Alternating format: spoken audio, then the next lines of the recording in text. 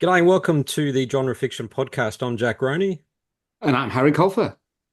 Hey Harry, we've got a special guest with us tonight, Christine Gregory. So just by way of intro, Melbourne-based author Christine Gregory is an Australian writer of crime and general fiction. An early version of her novel, The Community, was runner-up for the 2022 Banjo Prize. Christine has previously been shortlisted in the Sisters in Crime Scarlet Stiletto Awards. She is a former international aid worker and is now a director in a national not-for-profit working on the prevention of violence against women and children. Christine, welcome and thanks for joining us on our podcast. Oh, thank you for having me. Well, firstly, congratulations on the recent publication of your novel, The Community. Now, I've read it. I've even got my own signed copy of it. Now, I know we're an audio podcast, but this will go on to YouTube eventually. So I'm holding up the book. I'm seeing this book everywhere, which is a great sign. So I've got my own personal signed copy there. So it's a great read. Now, I was looking at some of the reviews. It's described, one of the reviews I thought I'd read out. It's been described by Sarah Bailey as an intricate, compelling crime drama set against a distinctive Australian backdrop. This addictive drama packs an emotional punch and will keep readers gripped until the heart-thumping end. So I would concur with that. It was a great read. So it's set in the Queensland Sunshine Coast hinterland. So can you start by telling us how the idea for the story first spawned? Yeah, I mean, I wasn't intending to write a crime novel at all. And I was sort of playing around with a short story, I think, originally. So I had the main character of Lars in my mind, and his daughter Annika, and it sort of was starting from there. And the first scene I wrote was actually a scene that's now about, oh, not even a third of the way in the book, where he's waiting at the train station to pick up his daughter. Um, and I wrote that scene, and I wrote it from her point of view originally, and of that train that goes to the Sunshine Coast, goes past the Glasshouse Mountains and then pulling into the tiny train station I had in mind. And then a couple of years probably on from that, I was in a creative writing class and we were given a prompt. And in the class, I ended up writing that opening scene where there's a guy out trapping foxes in a national park and he stumbles on a woman's body.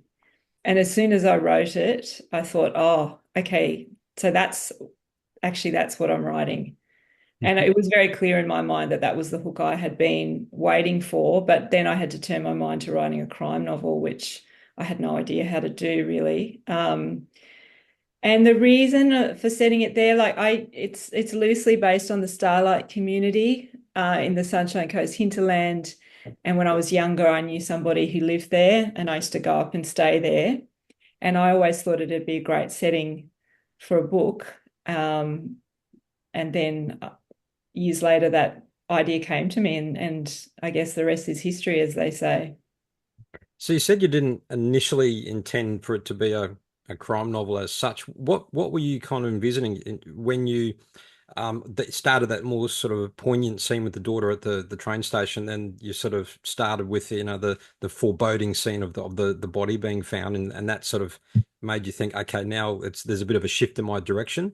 What were you initially thinking when you started? What were some of the really early ideas for the story before kind of the that took shape?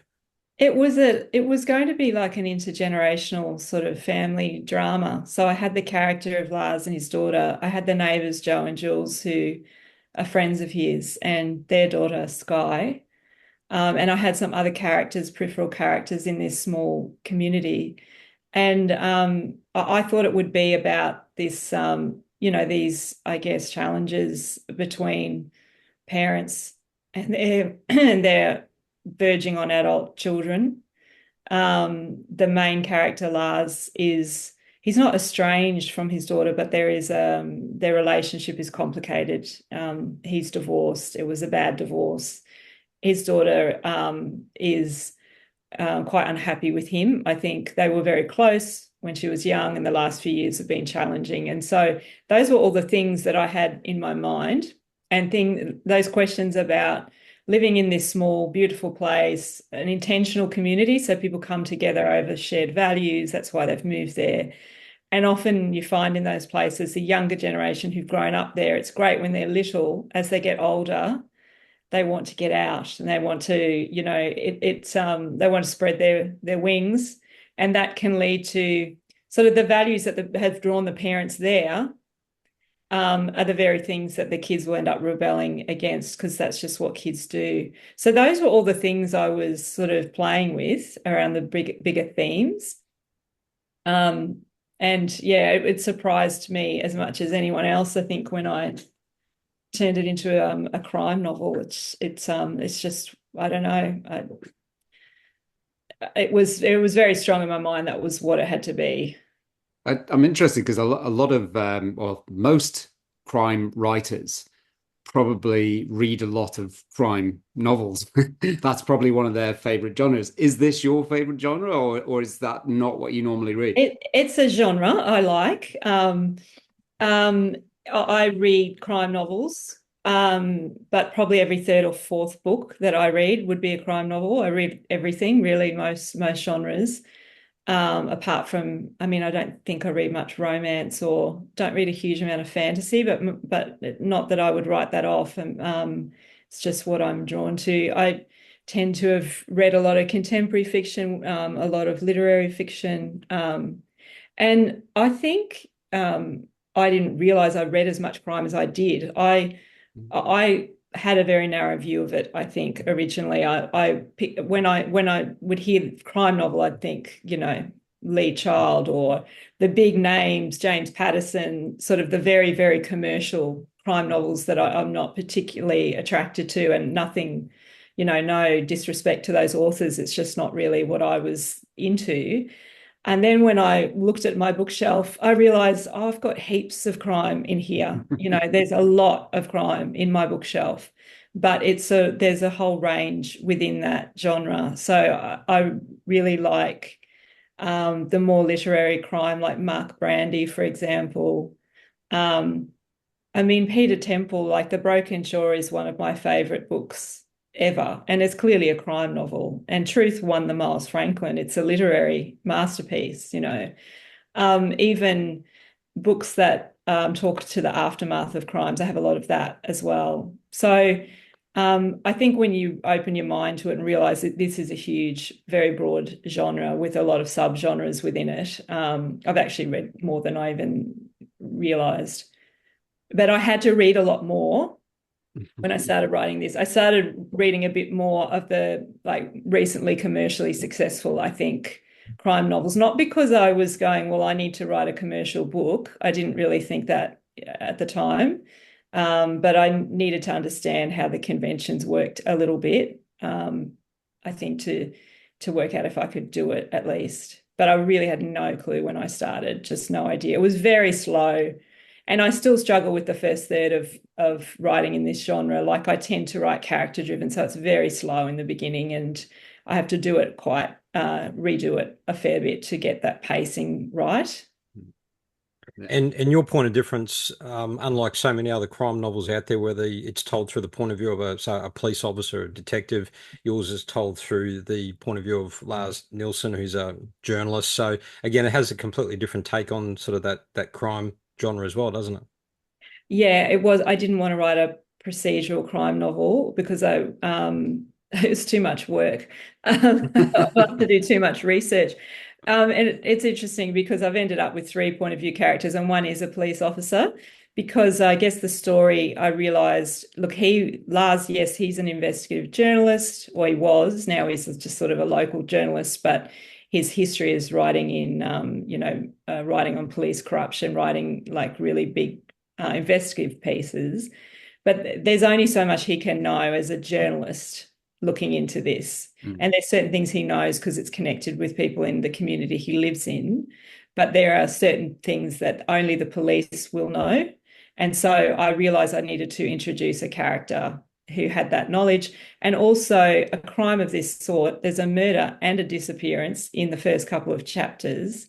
It's not just going to be one local police officer, as just bumbling around looking into it. There ends up being a big police presence in this book because of the nature of what they're investigating. So there's two detectives actually, who come up from Brisbane, and so it ends up a big cast.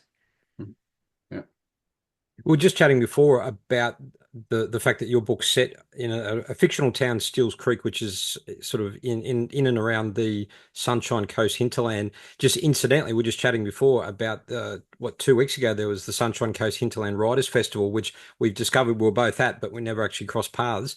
What was it like for you, particularly coming to that festival? Where your book is set in that, even though it's a fictional town, but set in that region. How was that experience? Yeah, I loved it. It was great. It's not the first time I've been back to the area since I wrote it. It's only the second time I've been back though.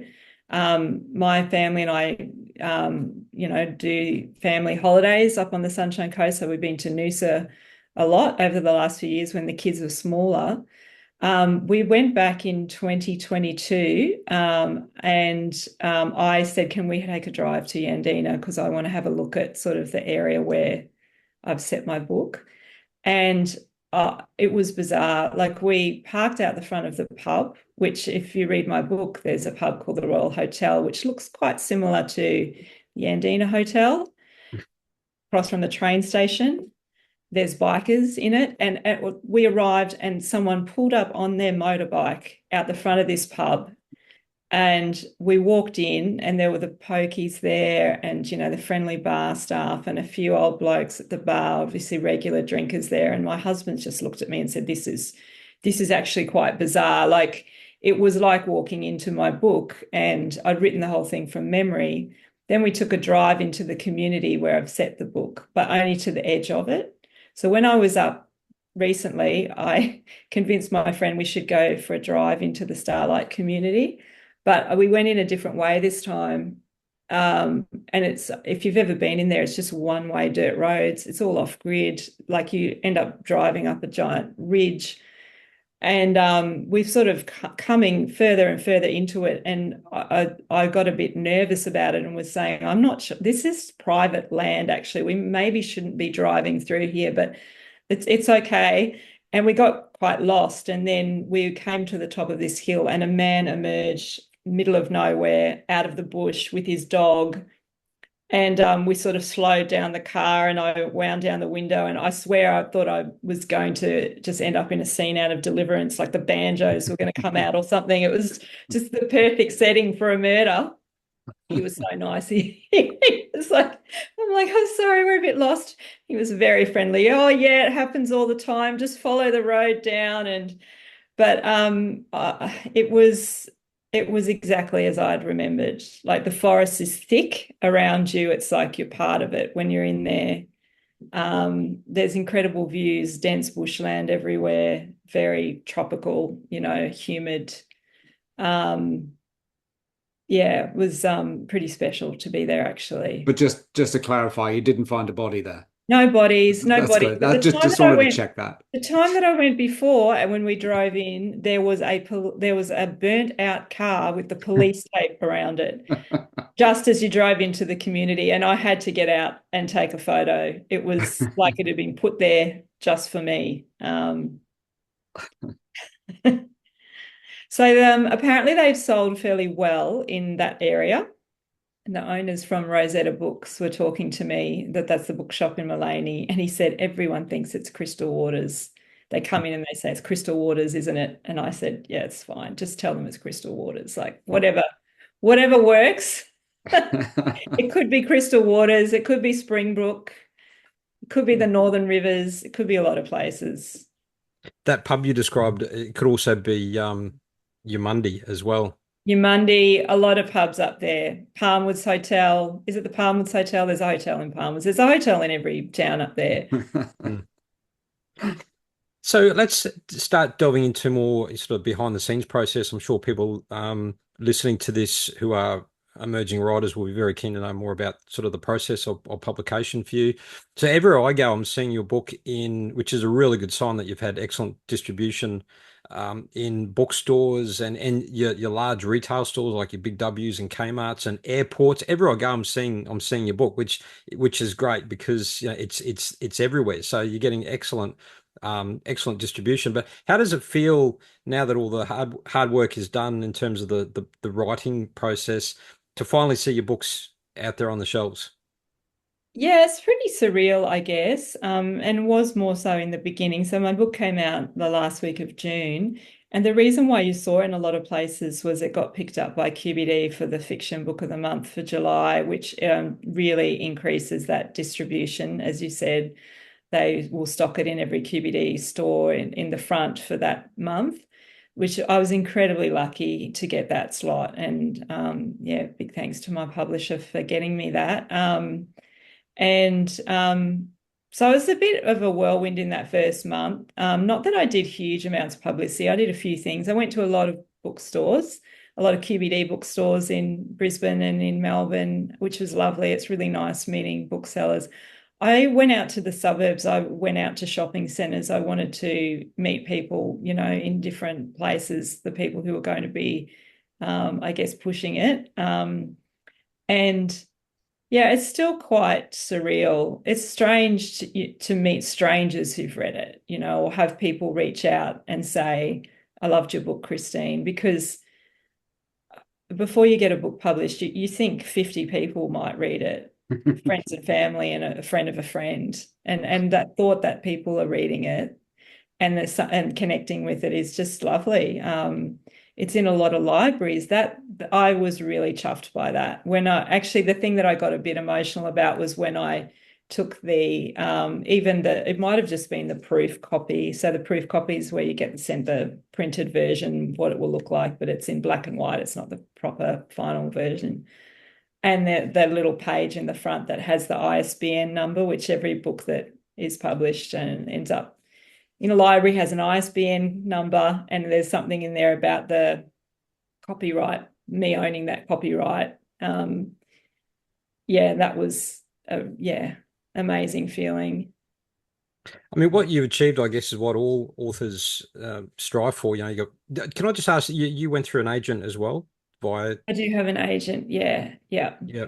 So I was just going to ask if you take a step back to before you acquired an agent. How long ago was that? So I signed with her around the same time as I was shortlisted for the Banjo. So I think it was around August or September of 2022. I signed with Lynn. I think it was just before I got that shortlisting. So it's Okay. a couple of years ago. So I guess sorry. leading into my question in terms of how far you've come, did you ever envisage? I mean, do you have this sense that you've kind of made it now that you've kind of ticked the box of, or do you still have a sense of, imposter syndrome when you look at? I Definitely mean, imposter syndrome. Yeah. I still feel like I've snuck into the VIP section of a nightclub and someone's going to kick me out and realize I shouldn't be there. It's getting better. It's been really nice the last couple of times I've gone to festivals and just gone and introduced myself to people, because I do have that sense of, oh, am I, that they let me in? Are they going to kick me out again? And it's silly because the writing community is so generous and warm, and it's not like that at all. And I would say, not even just being a published author, but just even being a writer and meeting other writers, it's that wonderful sense of community which you need, no pun intended, which you need, in order to keep doing this. I think you need those people around you, because there will be highs and lows, whether you're published or not. And for published authors, there's still a fair few lows, I think, at times. I mean, I do feel I've been lucky, but I'm part of the Facebook group, which is the debut crew for 2024. So people who were published this year, a couple of them set up a Facebook group, and we share our experiences with one another, and have met in person a couple of times. There was a big group of us that caught up in Sydney at the Bad Crime Festival, which was lovely. And everyone, it's so interesting to hear everyone's experiences, because everyone's got that still degree, I think, a bit of the anxiety. Am I doing the right thing? I don't know how much publicity I should be doing, or how much are you doing? How much are you getting? And yeah, it's an interesting industry, the publishing industry. It's quite opaque. It's not something that it's easy to understand even when you're in it, I think. Mm. And how long did you take to? So if it was you've had an agent, or you took an agent on 2 years ago, how long did it actually take from start concept of your book to a first draft to something which was being able to submit to a competition? So I had the full draft. So when I signed with her, I'd submitted that full draft to the Banjo Prize. They only look at full drafts. It had been rejected by a lot of people already. I had been pitching it for a little while, but then we actually waited for quite a long time to see if HarperCollins were going to take it, because HarperCollins run the Banjo Prize. They ultimately didn't, which was fine. They were very nice. It was a very nice rejection. It was one of those, we love it, blah, blah, blah, love this, love that, love all of it, but, but we waited for that rejection before we went out on submission, because we wanted to give them the first option because of the Banjo Prize. So I think that was sort of towards the end of, it might even have been early 2023 by the time they rejected it. I think it was actually. And then it wasn't until I think about May that we finally went out on submission of 2023. And Lynn, my agent, put 4 weeks on it, which I was really nervous about. And it was like, are you sure? That's a really short turnaround. I think she put a month on it. And she said, oh, bugger it. I just want to, they're going to have to come back in that time. We want to know one way or the other. And she's a pretty well-known and respected agent. So if she sort of gives it a nudge, then they will at least respond. And it was literally the last day that the submission date was closing. I think it was 2:00 in the afternoon on the Friday. And I had written it off. I was like, well, I'm just going to have a commiseration drink with my husband tonight. And I got a phone call from her saying that Alex Craig from Ultimo loved it and wanted to have a conversation. And Nice. I was very green. So I was like, is that good?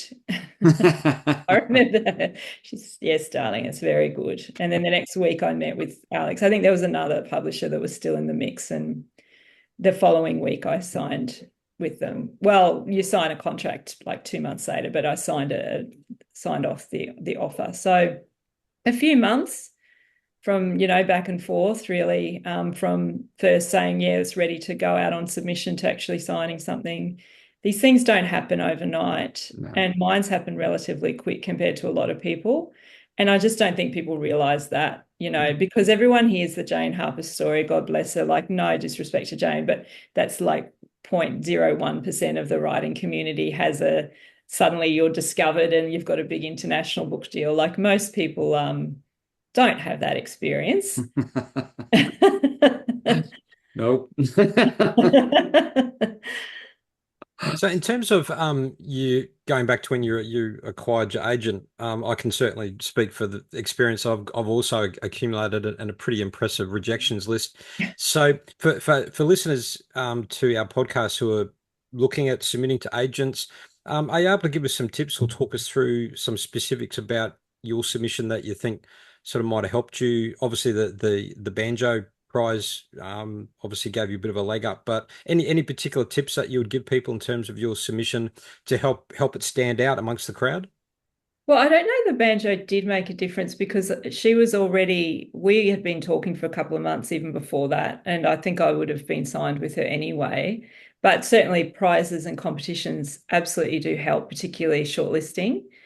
I would say to people, it's a good idea to try and do that first if you can, because if you get feedback, positive or negative, that's good. Originally, well, to start with, because most people are like, where do I even start to get an agent? Look at the authors that you love and see who represents them. So usually in the acknowledgements of a book, people will credit their agents. Or you can look on their websites and see who's on their list. So there's no point, if you're a romance writer, going to someone who only represents nonfiction or whatever. You've got to understand what their interests are. You have to really understand the submission process as well. So my agent will only look at yours. It will only look at your book if you haven't sent it out to others at the same time, which I think is fine. You have to respect that. She is it's only her. She's got a pretty stellar list, so she doesn't have a lot of time. So she doesn't want to spend 6 weeks reading a manuscript if you've sent it to 4 other people. Whereas other agents maybe don't mind that, and that's okay, but just know what their guidelines are, because most of them will put it on their website. So follow the guidelines. So I think with her, it was just a pitch. And then I got an email back the next day saying, yes, please send the first 50 pages. So I sent the first 50 pages. And then about 3 weeks later, I think they came back and said, can you please send us the whole manuscript? And they said, we'll get back to you in 6 weeks. And she did. She's really great on timeline. She sticks with them. Most agents, you can pitch to agents at Australia's Society of Author events as well. So the literary speed dating events, I've definitely encouraged people to try that. Give it a try, because you get an indication of whether or not your pitch is good. And so it's good practice. Originally, I was looking at agents in the UK, actually, because I'd done a course through Curtis Brown in the UK, and it was a selective novel writing program, which means that you don't go through the slush pile. If you are going to submit to agents, they put them on the agent's desk. So originally, I was looking overseas for an agent. But there are many authors here. I don't know about either of you, but I have a lot of friends who are authors who don't have agents. You don't have to have an agent in Australia. And some people are fine with that. So, I just think it depends on what you want. It's helped me having someone in my corner, I think.